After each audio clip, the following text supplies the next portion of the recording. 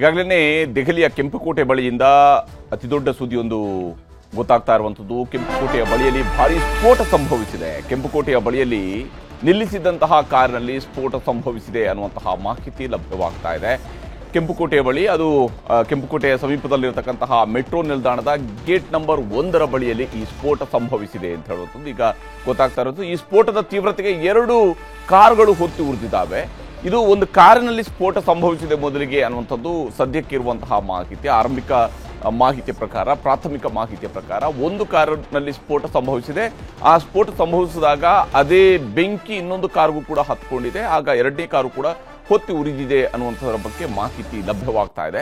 Metro ನಿಲ್ದಾಣದ gate number 1 ಬಳಿಯಲ್ಲಿ ಸ್ಫೋಟ ಸಂಭವಿಸಿರುವಂಥದ್ದು. ಇಲ್ಲಿ ನಾವು ದೃಶ್ಯದಲ್ಲೂ ಕೂಡ ನೋಡ್ತಿದ್ದೀವಿ, ಬಹಳ ಆತಂಕದಿಂದ ಜನ ಓಡಾಡ್ತಾ ಇರುವಂತಹ ದೃಶ್ಯವನ್ನು ಕೂಡ ಇಲ್ಲಿ ನಾವು ಗಮನಿಸಬಹುದು. ಇಲ್ಲಿ ದೊಡ್ಡ ಮಟ್ಟದಲ್ಲಿ ಬೆಂಕಿ ಹತ್ತಿಕೊಂಡು ಉರಿತಾ ಇರುವಂಥದ್ದು, ಹಾಗೇನೆ ಹೊಗೆ ಆವರಿಸ್ಕೊಂಡಿರುವಂತಹ ದೃಶ್ಯವನ್ನು ನೋಡಿ ಯಾವ ಸ್ವರೂಪದಲ್ಲಿ ಬೆಂಕಿ ಹೊತ್ತಿ ಉರಿತಾ ಇದೆ ಅನ್ನೋದನ್ನು ನಾವಿಲ್ಲಿ ಗಮನಿಸ್ತಾ ಇದ್ವಿ. ಯಾವ ಸ್ವರೂಪದಲ್ಲಿ ಒಂದು ಸ್ಫೋಟದ ತೀವ್ರತೆ ಇತ್ತು ಅನ್ನೋದು ಗೊತ್ತಾಗುತ್ತೆ. ಅಂದ್ರೆ ಒಂದು ಕಾರಂತೂ ಸಂಪೂರ್ಣವಾಗಿ ಸುಟ್ಟು ಕರಕಲಾಗಿರ್ತಕ್ಕಂತಹ ಸಾಧ್ಯತೆ ಗೋಚರಿಸ್ತಾ ಇದೆ. 2 ಕಾರುಗಳು ಹೊತ್ತಿ ಉರಿದಿದ್ದಾವೆ ಅನ್ನುವಂಥದ್ದು ಸದ್ಯಕ್ಕಿರುವಂತಹ ಮಾಹಿತಿ. ಆದರೆ ನಿಜಕ್ಕೂ ಇದಕ್ಕೆ ಸ್ಫೋಟಕ್ಕೆ ಕಾರಣ ಏನು ಅನ್ನುವಂಥದ್ದು ಬೇರೆ ಬೇರೆ ಆಂಗಲ್ಗಳಲ್ಲಿ ಅದರ ಈ ಒಂದು ಸ್ಫೋಟಕ್ಕೆ ಸಂಭವಿಸಿರ್ತಕ್ಕಂತಹ ದೃಶ್ಯ ನಮಗೆ ಲಭ್ಯವಾಗ್ತಾ ಇರುವಂಥದ್ದು. ಸಂಪೂರ್ಣವಾದಂತಹ ವಿವರ ಇನ್ನಷ್ಟೇ ಸಿಗಬೇಕಾಗಿದೆ. ಅಂದರೆ ಈ ಸ್ಫೋಟಕ್ಕೆ ಕಾರಣ ಏನು, ಏನಾಯಿತು, ಹೇಗಾಯಿತು ಅನ್ನೋದ್ರ ಬಗ್ಗೆ ಇನ್ನಷ್ಟೇ ಮಾಹಿತಿ ಲಭಿಸಬೇಕಾಗಿದೆ. ಆದರೆ ಸದ್ಯಕ್ಕೆ ಇರುವಂತಹ ಮಾಹಿತಿಯ ಪ್ರಕಾರ, ಪ್ರಾಥಮಿಕ ಮಾಹಿತಿಯ ಪ್ರಕಾರ, ಕೆಂಪುಕೋಟೆಯ ಬಳಿಯಲ್ಲಿ ಸಂಭವಿಸಿರ್ತಕ್ಕಂತಹ, ಕೆಂಪುಕೋಟೆ ಸಮೀಪದ ಮೆಟ್ರೋ ನಿಲ್ದಾಣದ ಗೇಟ್ ನಂಬರ್ 1 ಬಳಿಯಲ್ಲಿ ಈ ಸ್ಫೋಟ ಸಂಭವಿಸಿದೆ. ಅಲ್ಲಿ ನಿಲ್ಲಿಸಿದಂತಹ ಕಾರು ಸ್ಫೋಟಿಸಿದೆ.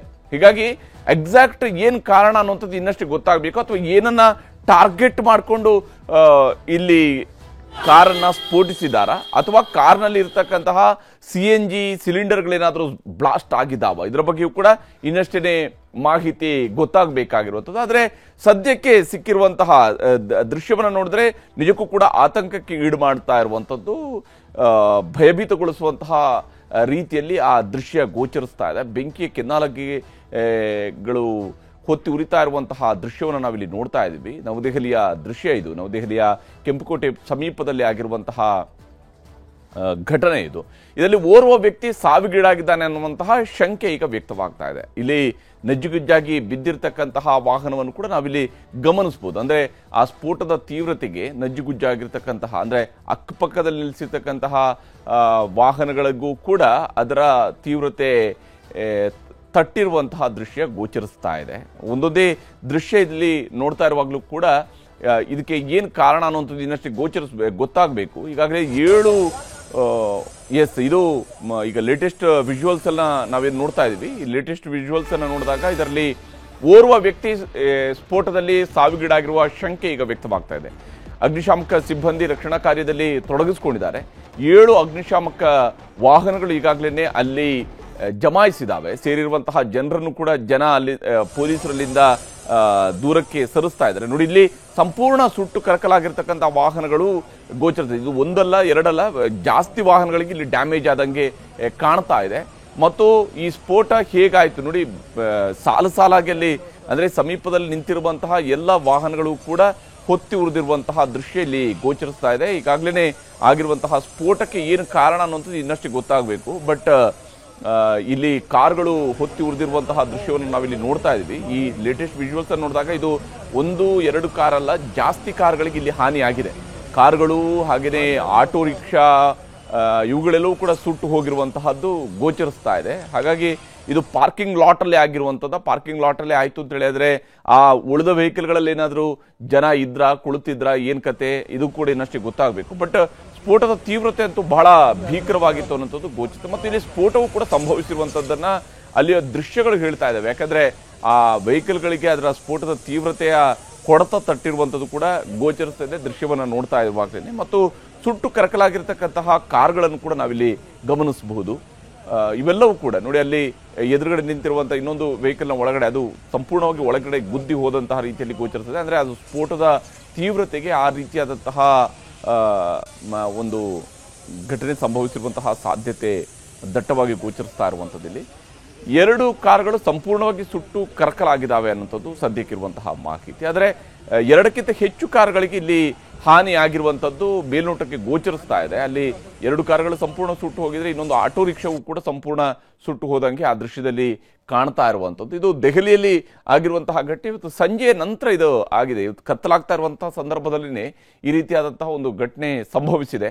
ನಿಜಕ್ಕೂ ಇದು ಏನಾಗಿದೆ, ಏನ್ ಕತೆ ಅನ್ನುವಂಥದ್ದು ಇನ್ನಷ್ಟೇ ಗೊತ್ತಾಗಬೇಕು. ಆದರೆ ನವದೆಹಲಿಯ ಕೆಂಪುಕೋಟೆ ಸಮೀಪದಲ್ಲಿ ಸಂಭವಿಸಿರುವಂತಹ ಈ ಬ್ಲಾಸ್ಟ್ ನಿಜಕ್ಕೂ ಆತಂಕವನ್ನ ಹುಟ್ಟಿಸಿದೆ. ನೋಡಿ, ಅದು ಮೊದಲಿಗೆ ಬೆಂಕಿ ಹೊತ್ಕೊಳ್ತಾ ಇದ್ದಂತಹ ಸಂದರ್ಭದ ದೃಶ್ಯವನ್ನು ಕೂಡ ನಾವಿಲ್ಲಿ ಗಮನಿಸ್ತಾ ಇದ್ವಿ. ಹೇಗೆ ಅಲ್ಲಿ ಬೆಂಕಿ ಎಲ್ಲೆಡೆಯೂ ಕೂಡ ಚಾಚಿಕೊಂಡಿದೆ ಅಂತೇಳಿ ಅಕ್ಕಪಕ್ಕದ ವೆಹಿಕಲ್ಗಳಿಗೂ ಕೂಡ ಬೆಂಕಿ ಆವರಿಸ್ಕೊಂಡಿರುವಂಥದ್ದು. ಆ ಸೌಂಡ್ ಕೂಡ ಅಲ್ಲಿ ಗೋಚರಿಸುತ್ತೆ, ಕೇಳುತ್ತೆ, ಗಮನಿಸಬಹುದು ನಾವು. ಇದು ಬಹುತೇಕ ಇದು ಪಾರ್ಕಿಂಗ್ ಲಾಟಲ್ಲಿ ನಿಲ್ಲಿಸಿರ್ತಕ್ಕಂತಹ ವೆಹಿಕಲ್ಗಳು ಈ ರೀತಿಯಾಗಿ ಸುಟ್ಟು ಕರಕಲಾಗಿದ್ದಾವ. ಏನಾಯಿತು, ಸ್ಫೋಟಕ್ಕೆ ಕಾರಣ ಏನು ಅನ್ನೋಂಥದ್ದು ಕೂಡ ನಿಖರವಾಗಿ ಇನ್ನಷ್ಟೇ ಗೊತ್ತಾಗಬೇಕು.